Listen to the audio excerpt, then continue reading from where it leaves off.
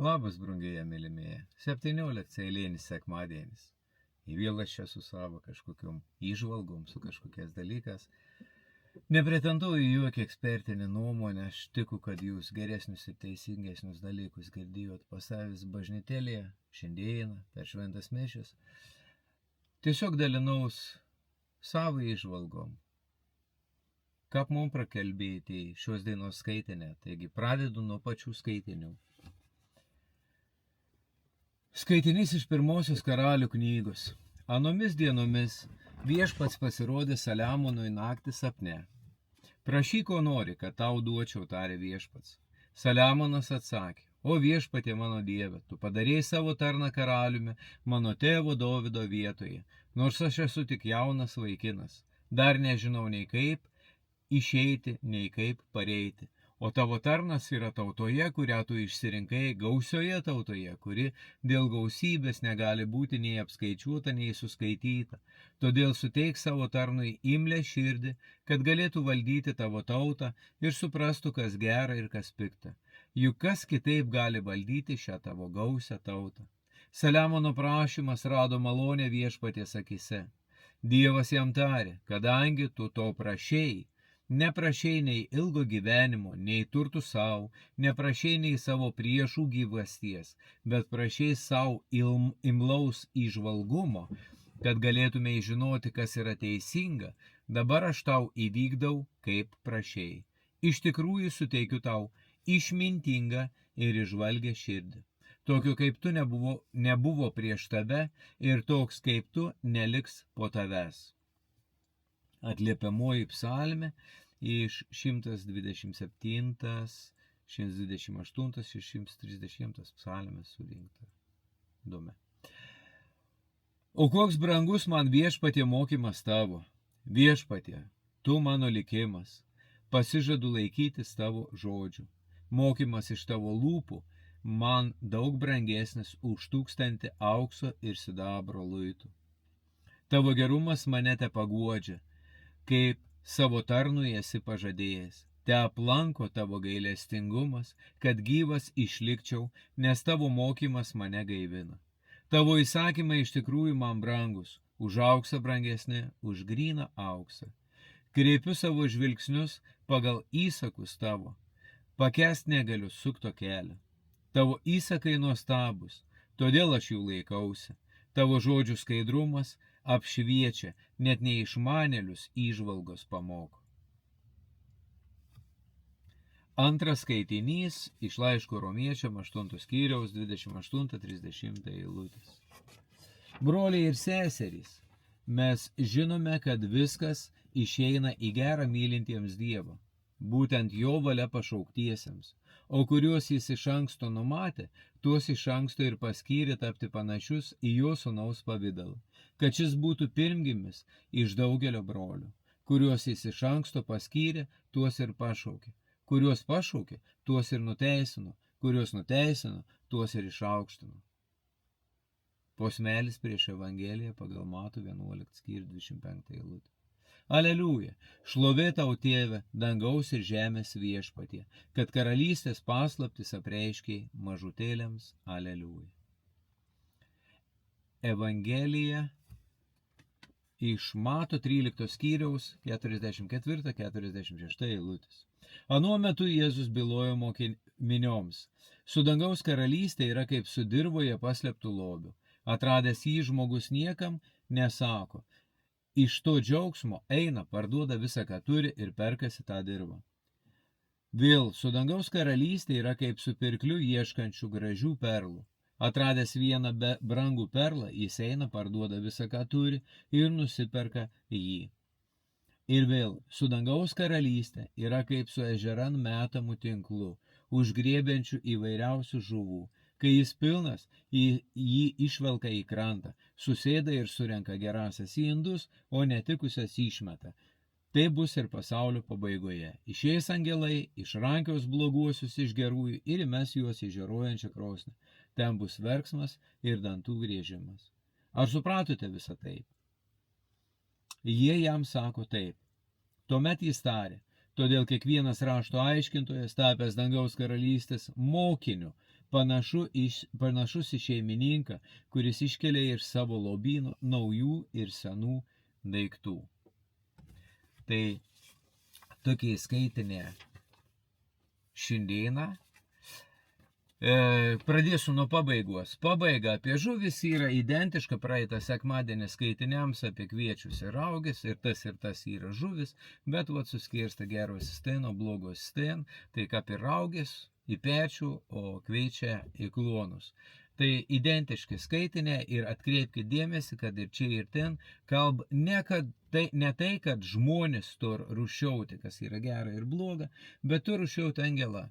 Tu rušiauti angelą, ne mūsų darbs, todėl yra teisinga turbūt nesivelti į svetimą darbą, nes praeitam skaitinėje sakė, kad šeimininkas neleda ravėti raugių, tai yra, aš jums išaiškinau praeitą sykį, kad tai buvo svidris, nes anus panašiausius į kviečius prieš išplaukėjimą. Tai va, dabar apie šios dainos skaitinius aš sudėčiau į 3 tokias dalis ir pirmoji dalis būtų Patarlių knygas 4 skyrius pati pradžia, kur sako, kad labiau už viską saugok savo širdį, nes iš jos gyvybės versmės. Saugok širdį, nes iš jos gyvybės versmės. Ir kita dalis būtų, kur tavo lobis, ten tavo širdis. Palyginėms apie lobį ir apie perlą pasidedam, paleiktam ir dabenam į pirmą skaitinį, kur kalb apie karalių Saliamoną. Koks buvo tas karalius Saliamonas, reiškia, kas ten įvyka.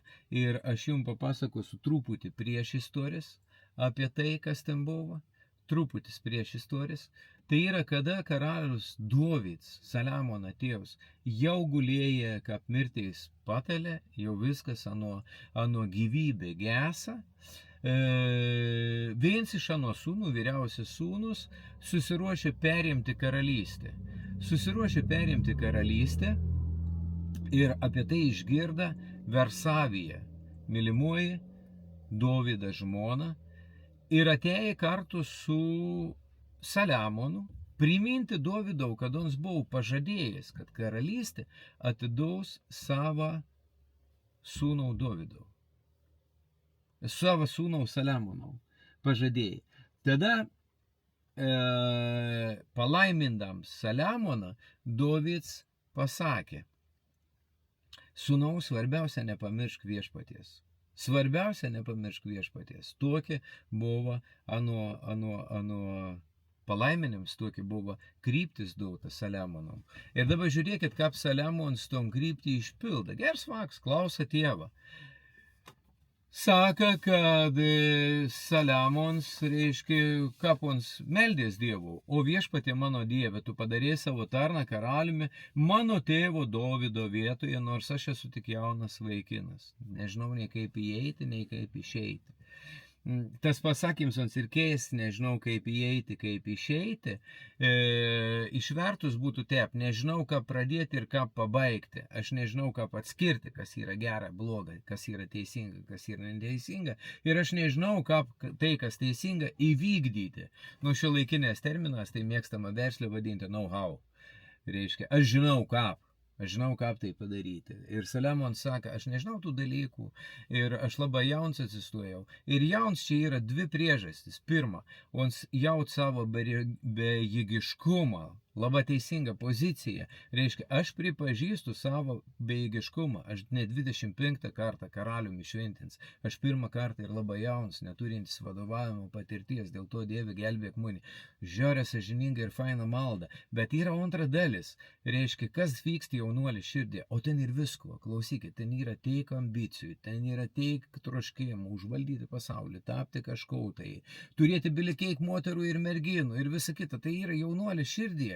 Ir ten yra rūkas, kaip sakė Ekleziastas, ten yra migla, kaip atsirinkti tai, kas gera, kas teisinga ir taip toliau. Ir iš tokį pasimetimą, reiškia, Saliamonas prašo Dievo pagalbą, šaukas Dievą. Ir sako, Dievas pasirodė sapne ir sako, todėl, kadangi tu to prašėjai, neprašėjai, ko? Ilgo gyvenimo neprašėjai, turtų savo, neprašėjai nei savo priešų gyvasties, bet prašėjai savo imlaus įžvalgumo. kad galėtum žinot, kas yra teisinga, dabar aš tau įvykdau, kaip prašei. Iš tikrųjų suteikiu tau išmintingą ir išvalgę širdį. Išmintingą ir išvalgę, prie ko čia? Išmintingą ir išvalgį, kol tai skiras. Ir aš darau tokį dalyką, aš einu pas dirbtinį intelektą ir prašau, kad mane kuo smulkiau iš originalą kalbos bandytų paaiškinti, išversti. Aš prašau tokių dalykų, kada truputį pasimetu ir nežinau, ką tai reiškia. Ir pasirodo, išmintinga tai yra atpažinti, kas yra gera, teisinga, kas yra neteisinga, atpažinti tuos dalykus. Reiškia ir gebėti, o antras dalykas yra atskirti, daryti, kaip daryti, ton, kas yra teisinga. Aš atpažinau, bet nežinau, kaip tai daryti. Tai Dievas anam suteikia ir atpažinti, kas yra teisinga, ir daryti, ką padaryti, tai, kad būtų teisinga. Ir dabar žiūrėkit, išvalgi širdis, o ton irgi paklausiau, kontas nuočiai, tai pasirodo reiškia klausanti, girdinti širdis. Ir čia tokia sąsaja su Jėzaus žodžiais, kada ons sakydavo palyginimus, ons sakydavo, kas turi ausis, te klauso. O čia įton, kas turi girdinčią širdį, imlę širdį, girdinčią širdį, o te klauso. Ir Saliamono tai suteikta. Dabar žiūrėkit, kas anam suteikta, tai įvyka. Saka, kad Saliamonas, jeigu jūs skaitysit apie Ano karaliavimą, reiškia, Saliamono laikas Izraelė buvo toks klestėjams, kad sidabrus pasidarė bevertis. Aukso buvo tiek, kad sidabras pasidarė bevertis. Ko dar buvo? Bilikiai žirgų, reiškia, Saliamonas turėjo. Įdomu, kad įstatymą knygo saka, neturėk prabangos, nesiek daug moterų ir nesiek daug žirgų. Kon tai reiškia, moteris perspėjams, kad tai tavi nuves į šalį. Žirgai tai yra ekonomika ir galia. Tai yra, žirgai yra arti, suvežti ir taip toliau, tai yra ekonomika. Ir galia tai yra kovos vežimą, tai yra raitelė, tai yra tavo galia žirga. Ir įstatyms perspėja, nesiekti to daug. Saliamonas turėjo bilikiai. On sugebėjo tvarkyti į step ir tas anų tvarkims buvo unteik gers, kad visą nuo karaliavimo laiką karalystė buvo taiko. Vat koks pasiekėms. Visą nuo karaliavimo laiką karalystė gyvent taiko.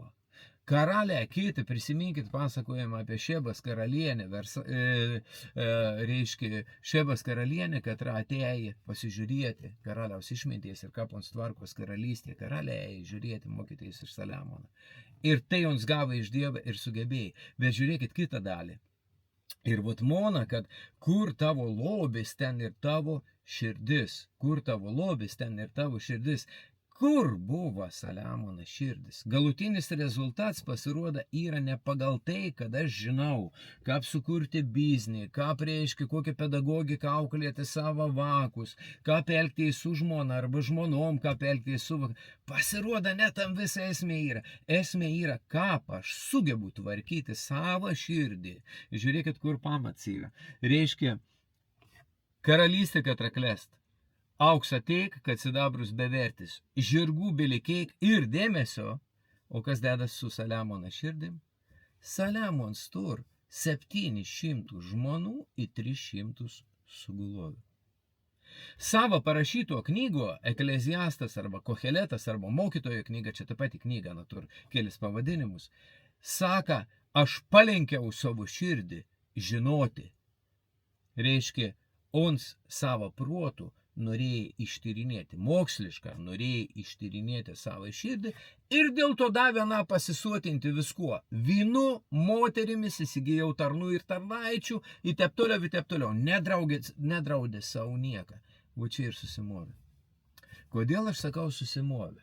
Todėl, kad senatvėje reiškia tuos 700 žmonių iš visiškai skirtingų tautų, anos pasistatė savo alkas, anos pasistatė savo šventyklas, anos atsinešė savo stabus į Izraelį. Ir saka, kad Saliamono širdis senatvėje palinka, nusisuka nuo Dievo ir nuėjo paskui žmonas. Kas buvo Saliamono lobis? 700 žmonių. Ano galia ir ano ekonomika. Čia ano lobis. Čia nuo lobis. Ir Izraelis susimovė taip, kad paskiau 350 metų kariavo, 350 metų susiskaldė. Ir karaliai gyvena žiauriai trumpą, nes darė tai, kas netinkama Dievo akise. Reiškia, ir tai buvo nuodėmė, į katron įtrenkė Saliamons Izraelį, o ta nuodėmė gyvena kur? Ano širdie. Reiškia, aš gaunu rezultatę tai, ko yra pertekusi mano širdis, kur mano lobis, ten ir mano širdis. Kodėl mums tai svarbu? Prikočia karalius Saliamons, aš juk ne karalius, aš paprastas kaimietis. Kodėl prikočia maniai? Atsakomybė. Žmogus yra kapupė. Ir tai, ko aš pasirinksiu, tai, ko pertekusi mano širdis, persidaug toliau. Tai yra mano vakam, mano anūkam ir taip toliau. Taip, kad tas raginėms, kad apie dirvoje paslėptą lobį, šitą mano dirvą, ir ten ir tikrasis lobis, kad ruošia suskatinams ir raginams iškuoti, anon atrasti, o atradus tiesą, visko ant kito nekreipti dėmesį. Prisiminkit, ko sakė, reiškia Jėzus, kas nelaiko neapykantoje savo tėvų, žmonų ir viso kitko. Wow, atrodo šakis. Ne, čia esmė ir tam, kad statyk į pirmą vietą.